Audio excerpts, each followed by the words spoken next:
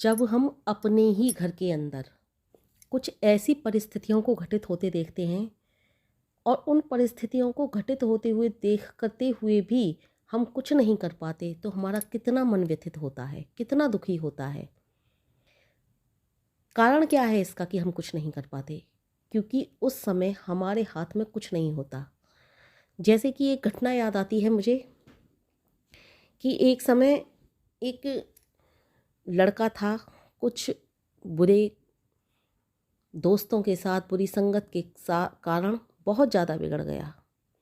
इतना बिगड़ गया, सामान्य फैमिली से था, सामान्य सा परिवार था उसका, कुछ नहीं कर पाता था बेचारा, कुछ नहीं कर पा रहा था। बस संगत के कारण बिगड़ गया। दोष उसका ये था कि संगत की रंगत उस पर चढ़ी। बात जहाँ शराब से शुरू हुई, जुए पर भी पहुंची। जहाँ जुए से शुरू हुई, वहाँ थोड़े और भी कैड़े वाले नशे करने लगा। न जाने कहाँ कहाँ से पैसे लेता, कभी उधारी से, कभी सुधारी से, और न जाने कितना कर्जा चढ़ा लिया था। कर्जा चढ़ाने के उपरांत नौबत घर में ये आने लगी, माँ के गहने चुराने लगा, कभी चोरी भी करने लगा घर में से।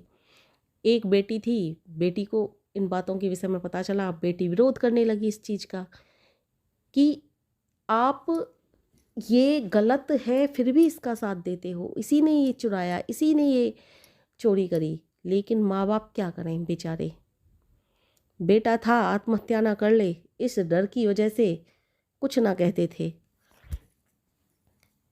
और बल्कि बेटी को ही डांटा करते थे। तो ये कहानी मैंने आपको इसलिए सुनाई कि बेटी उस घर में रह रही है, लेकिन बेटी की मन की व्यथा क्या है कोई नहीं समझ पा रहा। लेकिन बेटे को बचाने की कोशिश कर रहे हैं, जो कि गलत संगत में पड़ा हुआ है, गलत रंगत चढ़ी हुई है उसके ऊपर, और उसको वापस भी आने का कोई रास्ता किसी को दिखाई नहीं दे रहा कि ये वापस आए तो कैसे आए। तो माँ बाप ने ऐसा कौन सा जुर्म किया, कौन सा अपराध किया जो जिसकी सज़ा उन्हें मिली? सब कर्मों का भोग होता है। कितना दुख कष्ट उन्होंने आसपास के जीवन में किसी को दिया होगा, जिसका आज वो भुगतान भुगत रहे हैं। बेटी क्यों दुख भोग रही है? बेटी भी इसलिए दुख भोग रही है कि उसने भी ऐसे ही किसी का साथ दिया होगा, इसलिए आज उसे ये सब देखते हुए भी इन परिस्थितियों का सामना करना पड़ रहा है।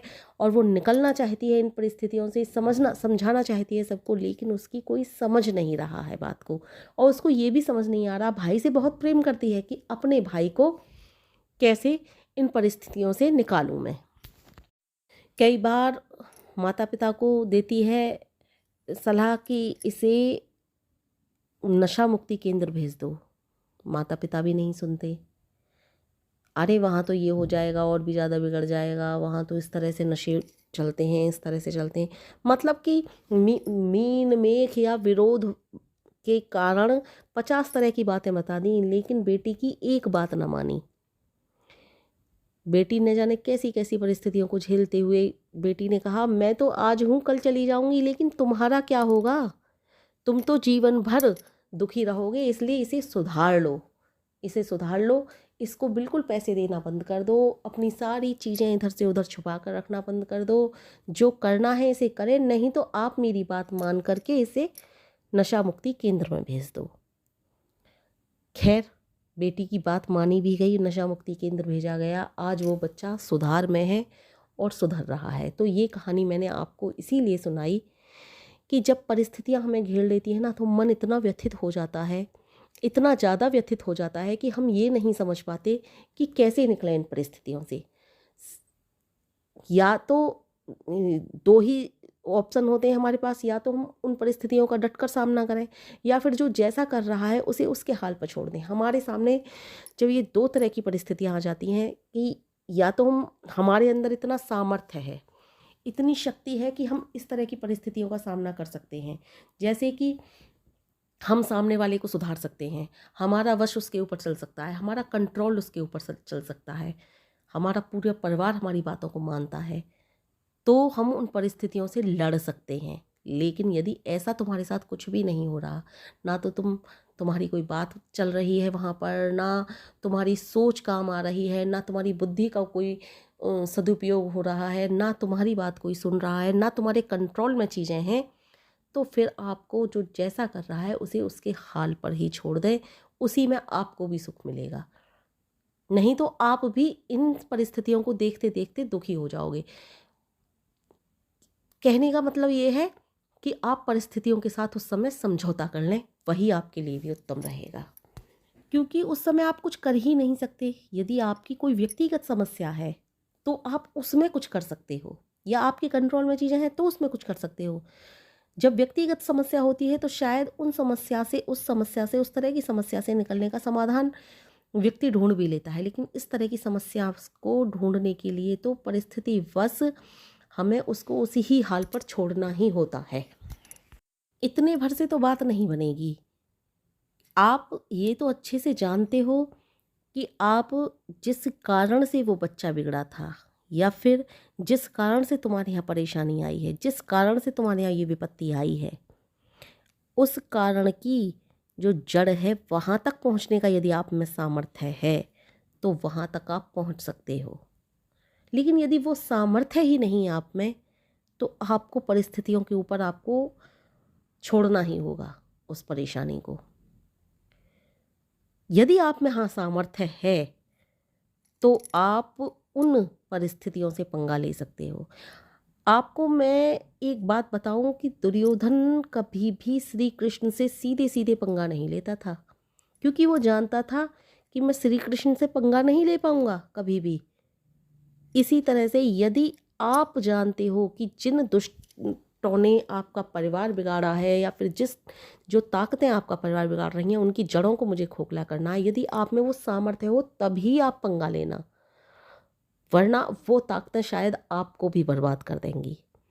इसलिए उन ताकतों से दूर ही रहें, और यदि आप अपने को सुधार सकते हो तो अपने को सुधारने का प्रयास करें। अपने को यानी कि जो आपके परिवार में बिगड़ा हुआ है उसे सुधारने का प्रयास करें। यदि आप में वो सामर्थ्य नहीं कि आप उनकी जड़ों को हिला पाएं जो इस दुनिया को ही बर्बाद कर रही हैं, क्योंकि इस दुनिया में लगभग प्रत्येक घर की कुछ ना कुछ छोटी मोटी इस तरह की परेशानी होती है जो इन जड़ों के ही कारण होती है, जो इस तरह की जो इन समाज को बिगाड़ रही हैं, उन जड़ों के कारण होती है। और उन जड़ों की नींव को हिलाना हर किसी के बस की बात नहीं होती। हर कोई उन जड़ों को नहीं हिला सकता, क्योंकि वो जड़ें इतनी मजबूत हो चुकी हैं कि उन्होंने तो सिस्टम को भी अपने वश में कर रखा है, सारा सिस्टम भी उनके वश में चल रहा है। इसलिए इनसे यदि बचना है तो अपनों को सुधारें, अपने को सुधारें और अपने परिवार को सुधारें। और यदि आपके बस में ऐसा कुछ नहीं है तो परिस्थितिवश चुप लगाए पड़े रहें, सही समय आने का इंतज़ार करें, क्योंकि जब बात हाथ से निकल जाती है तो कुछ भी हम कर नहीं पाते, या फिर इस तरह की स्थिति पैदा ही ना हो उससे पहले ही अपने आप को तैयार रखें। यानी कि अपने बच्चों पर ध्यान दें, अपने बच्चों पर को किस दिशा में जा रहा है, किस बच्चे के साथ बैठ रहा है, कहाँ इसकी उठक है, कहाँ इसकी बैठक है, इस तरह से ध्यान दें। आपने सुना होगा कि बरसात जब होती है ना तो सबसे पहले अपने छाते को ठीक करते हैं समझदार व्यक्ति।